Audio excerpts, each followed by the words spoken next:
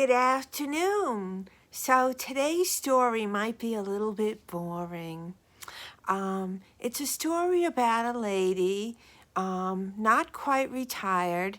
She's 63 years old, and she has a management position at a big prestigious university.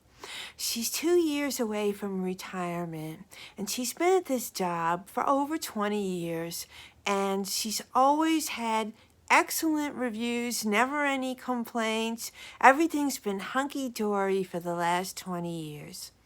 Not even a year ago, her supervisor, and that's only like one person above her, she would be like sort of like second in charge of whatever the department or the administration is.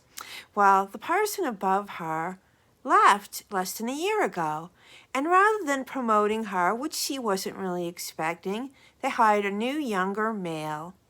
And she said of course they didn't promote her because she was that close to retirement, and she understood, and she really loved her job, and it really didn't make much of a difference to her, and the salary wouldn't be that much different. So this new man, younger than her, got the position, and he did nothing like her previous supervisor did. No communication, no meetings, didn't reply to emails, nothing. She couldn't get a hold of him. He kept erratic hours, didn't come in like 9 to 5, would one day come in at 11, no explanation, leave at 2, in and out, hardly ever around, blah, blah, blah.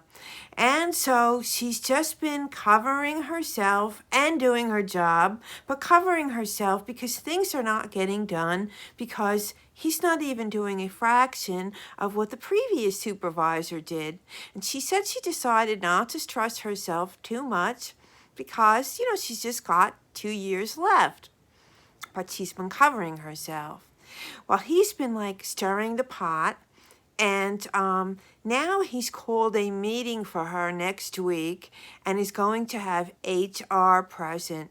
She posted about this in a private ladies' Facebook group, and there were tons of women in there that worked in HR or in similar type institutions of education, and they all said, not looking good. It's going to be two things. Either you're going to get a personal improvement plan, which really he should be the one getting, or you're going to get a pink slip, or they want to get rid of you because they're farming out older workers and they're using this as an excuse, or you might get a personal improvement plan and then, in a month or two, they'll fire you. So either way, it's not looking good. But in the meantime, it's her supervisor that's not doing the work, and she's kind of making him look bad. And every woman in the group agreed that he is getting rid of her because she could make him look bad, she could make the company look bad, that they just want her out of there because she's got too many notes, she's too good at what she does. The former person got farmed out because she was older, and now this one's getting farmed out. And people are telling her, oh, you could sue or try to hang in there or just take an earlier retirement, request a transfer, blah, blah, blah, blah. A lot of people that worked in HR said if they're going to dismiss her, they will probably offer her a very generous severance package. And if it's pretty much equivalent to what she's been making and she can afford to buy her own medical insurance, then fine.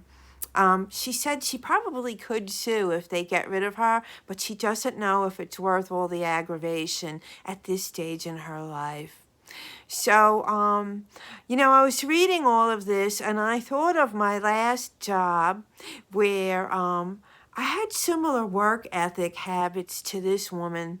I kept very detailed records of everything. When communicating with my supervisors, who were also the owners of the company, I did everything in writing by email. That way there was a record of what I said to them and what their response was. all the accounts that I had were very happy with my work, and I suspected that a few of them were hoping if I left the company that they could hire me individually, like directly, and it would probably cost them less money because they wouldn't have to be paying the company, a certain fee. And I remember that, like, yeah, they would do kind of the same thing to me and, make up all kinds of stuff. And I think they kept me around because I had good work ethic, but for some reason they just felt a little like somehow it was going to blow up in their face. Well, unbeknownst to me, to them, not me, to them, my older sister is a retired investment banker, and at the time, she helped all of her friends and family set themselves up for financial independence. And I did exactly what she said since I've been like 18 years old, and that's been a while ago. And I was in a position where I could leave a lot younger than, your average retiree. And I didn't tell them this. And they were getting like more and more, I don't know, miserable at the office. And I was in a position to leave. So I ended up leaving. I gave them 2 weeks notice. I was very professional. I had an exit interview, blah, blah, blah, blah, blah, blah. And so I gave them the notice at the worst possible time for them, but they couldn't do anything. And I did give them the 2 weeks notice. And I found out afterwards that they needed to hire 2 people full-time to replace me, and that they didn't work out so well. And all the accounts that I handled personally left that business. They were not happy with whoever took on their accounts after I left. So I thought to myself, I'm sorry for their clients, but as far as the owners went, well, I hope they all have the day that they deserve.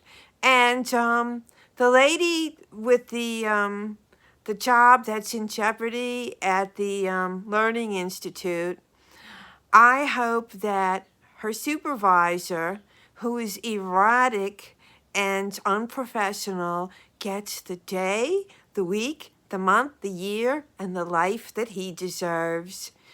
And everyone watching, I think most of the people that watch me deserve a good day. But in case there's a hater, have the day that you deserve. Bye!